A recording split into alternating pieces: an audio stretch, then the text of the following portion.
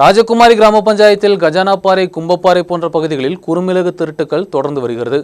விளைவெடுப்புக்கு தயாராக உள்ள குறுமிளகு செடிகள் விவசாய இடங்களிலிருந்து திருடப்பட்டுள்ளன. 10க்கும் மேற்பட்ட விவசாயிகளின் விவசாய இடங்களிலிருந்துள்ள குறுமிளகு செடிகள் திருடப்பட்டுள்ளது.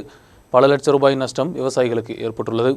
குறுமிளகு விளைவெடுப்பிற்கு தயாரானதோடு இடுக்கி ஹைரேஞ்ச் பகுதியில் திருட்டுக்களும் அதிகரித்து வருகிறது. ராஜகுமாரி கிராம பஞ்சாயத்தில் கஜானாப்பாறை, கும்பப்பாறை பகுதிகளில் கடந்த ஒரு வாரத்திற்குள் அதிக அளவில் திருட்டுக்கள் நடந்துள்ளன. விளைவெடுப்புக்கு தயாராக உள்ள குறுமிளகு செடிகளிலிருந்து திருட்டுக்கள் நடத்தப்பட்டுள்ளது. 10 முதல் 15 வருடம் வயதான நல்ல உற்பத்தி தரக்கூடிய குறுமிளகு செடிகள் അടിപ്പകുതിയിൽ വെട്ടി നാശം ചെയ്ത പിൻപ് കുറുമിളക് തിരടപ്പെട്ടുള്ളത്.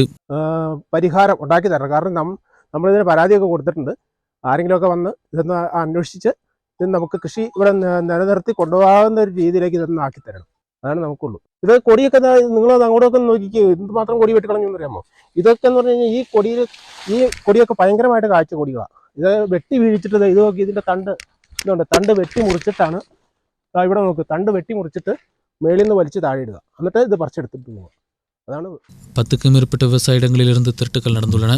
விளைச்சரிவில் பாதிக்கப்பட்டு வரும் விவசாயிகளுக்கு திருட்டுக்கள் பெரும் பாதிப்பாக மாறியுள்ளது. செடிகள் வெட்டி நாசம் செய்ததன் மூலம் பல லட்சம் ரூபாய் நஷ்டங்கள் ஏற்பட்டதாக விவசாயிகள் தெரிவித்துள்ளனர். നമ്മൾ വന്നത് ഇന്ന് വന്ന് നോക്കുന്ന കൊടിയെ മുളക് നാളെ വരുമ്പോൾ കാണുന്നില്ല.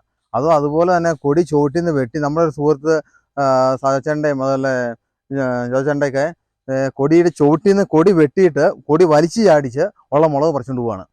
ഇതിപ്പം ഇത് 1-2 പ്രാവശ്യമല്ല, ഇതിപ്പം നിരന്തരമായിട്ട് ഇതിങ്ങനെ നടന്നുകൊണ്ടിരിക്കുക. ഒരു കാരണവശാലും ഇവിടെ കൃഷി ചെയ്ത് ജീവിക്കാൻ പറ്റാത്തൊരു സാഹചര്യം വന്നേക്കുക.